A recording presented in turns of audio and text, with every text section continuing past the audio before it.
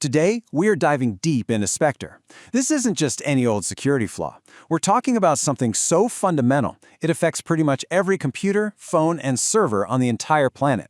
And the craziest part? It turns the very feature that makes our devices so fast into a potential backdoor. So let's just start with this question, right? For decades, the tech industry has been obsessed with one thing and one thing only: speed. But what if that constant, relentless push for more and more performance accidentally created a ghost in the machine? A vulnerability not in the software we run, but baked right into the silicon of our processors. I mean, think about it. Every new chip, every new phone, it was all judged by one single metric. How much faster is it than the last one? This created this incredible pressure cooker of innovation, and it led to some absolutely brilliant engineering tricks to squeeze every last drop of performance out of the hardware. But as it turns out, one of those tricks carried a hidden and really dangerous cost. Okay, so to really get our heads around Spectre, we have to unpack this idea, this performance paradox. It all kicks off with a super clever trick that modern processors use to try and think ahead of our commands. You see, the real heart of the issue is a feature. And I want to stress that, a feature, not a bug, called speculative execution.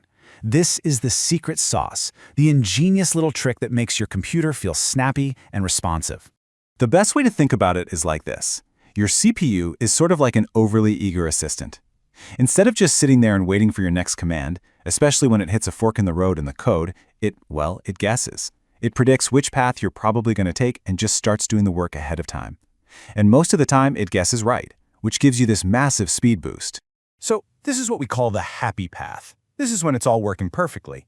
The CPU sees a choice in the code, it predicts the most likely outcome based on what's happened before, and it just runs with it. Then, a moment later, it confirms, yep, that was the right guess. The results are kept, and boom, you just saved a bunch of time. Simple, effective, and a huge performance win. But what happens when the guess is wrong? Now, in theory, this shouldn't be a big deal at all. The CPU is supposed to just discard all that speculative work and take the correct path. No harm, no foul, right? Well, this is the subtle flaw that Spectre exploits. Because while the results of that work get thrown away, the act of doing the work, it leaves behind these faint traces, kind of like footprints in the sand, inside the CPU's super-fast memory, the cache. The researchers who found Spectre even gave these things a name. They called them transient instructions. And it's perfect, right? They're like these little ghost instructions. They exist for just a split second, they do things that shouldn't even be possible, and then they vanish as if they never even happened. But they did happen, and they left whispers behind in the heart. So how does an attacker turn these little whispers into a full-blown data leak? This is where it gets really, really clever. You should think of it like a three-phase digital heist. Okay, phase 1. The attacker mistrains the CPU's predictor. They basically teach it a bad habit. Phase 2, they trick the processor into making that specific wrong guess on purpose, which causes it to speculatively run a piece of code that reaches out and touches a secret, like a password or an encryption key. And phase 3, the attacker doesn't steal the secret directly. No, that's too clumsy. They just listen for those clues, those footprints left behind in the memory cache.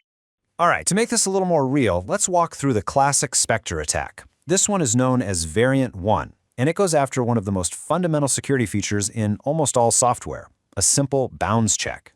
So here's how the attacker sets up the heist. First, they create a malicious input, let's call it X, that is intentionally out of bounds.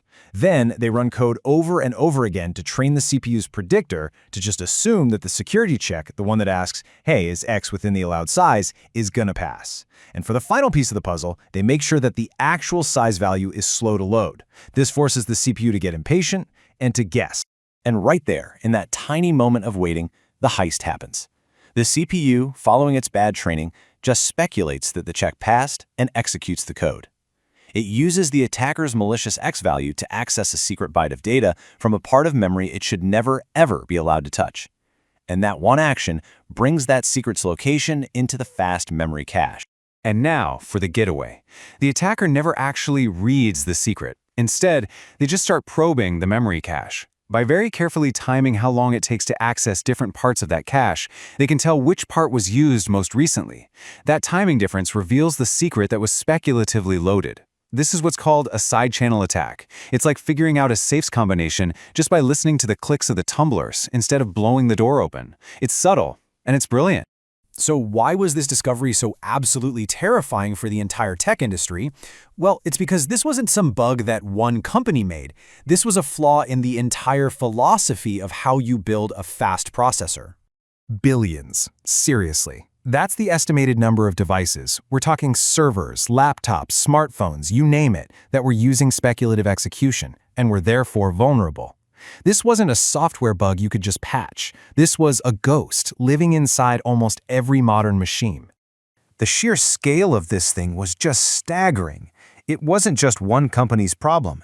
Intel, AMD, ARM, all the giants of the processor industry, they were all affected. It was a shared vulnerability because it came from a shared design philosophy, one that had fueled that race for speed for so many years.